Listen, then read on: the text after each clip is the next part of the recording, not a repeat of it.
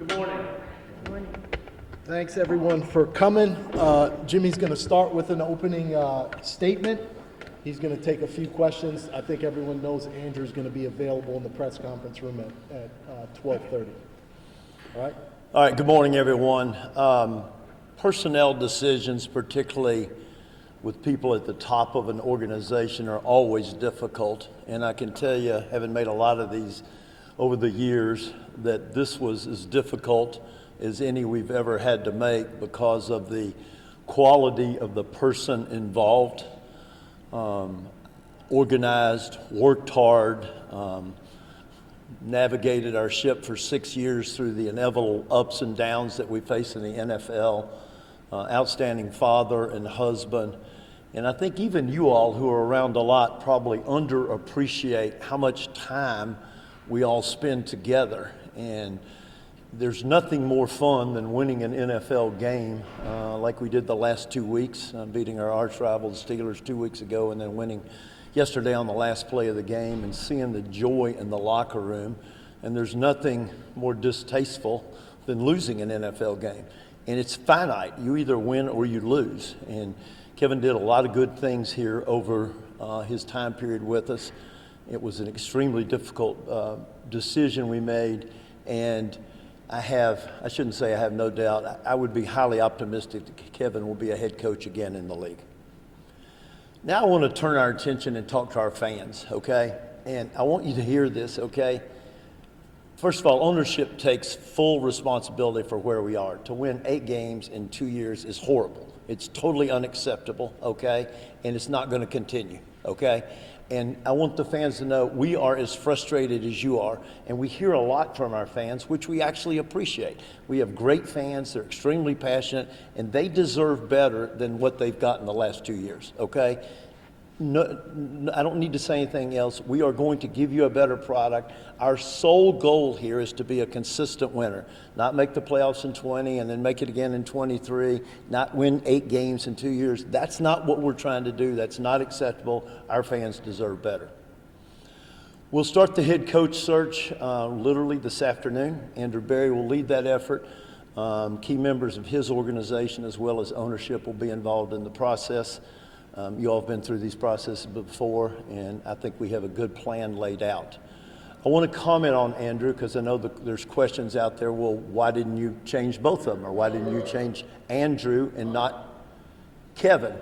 And I would say this, I think Andrew, over the last year, has done a very good job. And I want to go through that because I think it's important to talk about the moves he made to strengthen our team, okay? I think it began with what I would call a very efficient free agency. We added one player, and that player made a substantial difference in our football team, and that was Malik Collins. And Malik is not only a really good player, he's a really good person who was a leader on our defense, a leader in the defensive line room.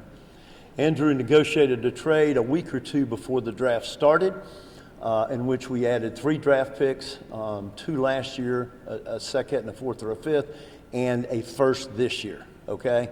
Then I think we had one of the better drafts that we've ever had. I think we added 4 really good football players who were either first team all-rookie or second team all-rookie, and I think Carson has a really good chance to be the NFL Rookie of the Year, defensive Rookie of the Year. I think what's important to understand about our rookies, though, and you all see them, you all know them, they're not only really good players, they're really good people. And they will be the cornerstone with which we'll build and grow and develop this winning team. But I think it would be short-sighted to not just look at free agency, not just look at the draft, but also to look at a couple of other moves Andrew made. We have struggled to have a consistent place kicker here really the whole time we've earned the team. And I guess the way we started this year, you'd say, well, looks like you're continuing to struggle. Our grandsons were at the game, and we were coming back to Cleveland last night, and I said, Andre Schmidt is a great lesson of when you fail, pick yourself up, persevere, and good things will happen. And the signing of Andre and bringing him on, holding with him that first week when everybody was saying you need to cut him, you need a new kicker, I think we've hopefully solved our place kicking woes for a long time. quality person. The team believes in him, and we're glad to have him. And then lastly, I think something that's underappreciated was the Tyson Campbell trade. Tyson is, here again, a really good player and a really good person. And I think all you need to know about Tyson is he has been playing with a bad shoulder for several weeks. We were unsure if he's going to be able to play, got hurt in the first half. He went in, got treatment, came back and tried to play in the second half of a game where we were trying to win our 5th game. It wasn't like we were trying to make the playoffs. I think this year we not only added, and I'm repeating myself on purpose, really good players, but also really good people. And I think that core that Andrew has put together this year will help move us forward. We hope to have similar results this coming year. We'll take a couple questions. Yeah, let me just say this, one thing, Peter. The next 120 days are crucial for the organization, okay? We've got to find the right head coach. We've got to be efficient again in free agency. We have 10 draft picks, including 2 number ones. We have 4 picks in the top 3 rounds, okay? And we've got to get really good players who are really good people again. We've got to be opportunistic if trade opportunities come along. We are solely focused on having a great 120 days so we can start winning games around here. All right, I'll take questions. Jimmy, did Kevin have any chance when he came in this morning to save his job based on the fact that he's had some really challenging quarterback situations, especially this year? You know, I don't think those decisions are made over.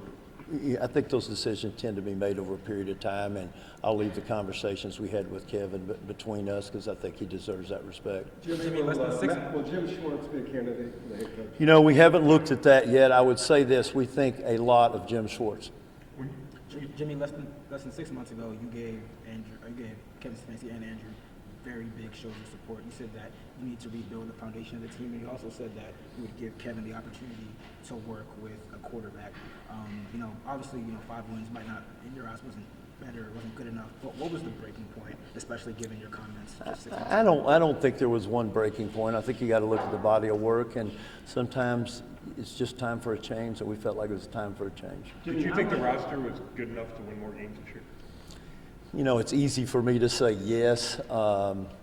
So yeah, I think it was good enough to win more games. What feedback would you get from players when you talk to them about Kevin, and how much did you weigh that into any decision? We take into account a broad array of comments, thoughts, data, et cetera, when making a decision like this. Jimmy, how much do you think, to use your word, to swing and miss on Deshaun Watson affected Kevin's ability to win, and the way the offensive line and wide receivers were sort of neglected over the last 6 years? I don't think we need to cover it again. I said it. When you trade for a player and you give up 3 number ones and 2 number threes, that really depletes your ability to raise the roster. So did it have impact? Yes. Jimmy, do you think the alignment between Barry and Stefanski suffered this year? No, The coach no, said he no. didn't know you were trading Joe Flacco. How does that happen? Let me say this, and some of you said this is a dysfunctional building. I take huge exception to that. The 2 of them work just like this, okay? And they talk all the time. Their offices are basically next door to each other.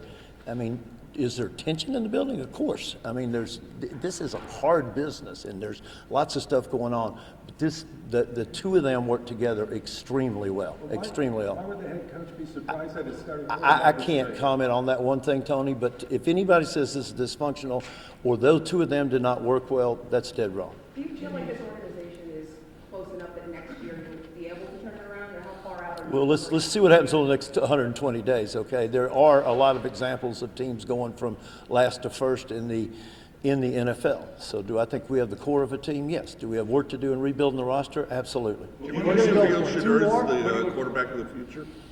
I'm not going to get into specifics. We have a lot of work to do on the roster, particularly on the offensive side of the roster. What are you looking for in the next? Scott, and then Mary Kay. What are you looking for in the next coach? I think it's a really good question. The leadership required out of a head coach in the NFL, it's one of the tougher leadership jobs I've ever seen, so they've got to be a good leader. I think they've got to be smart in terms of IQ, EQ, and football acumen. And obviously, they're going to bring expertise on one side of the ball. We do not have bias on whether they should be from the offense or the defense. Good? Good, thanks. Do you want Schwartz to remain with the organization? Absolutely. Great coach. All right, thanks, Thank you. everybody. Good to see you.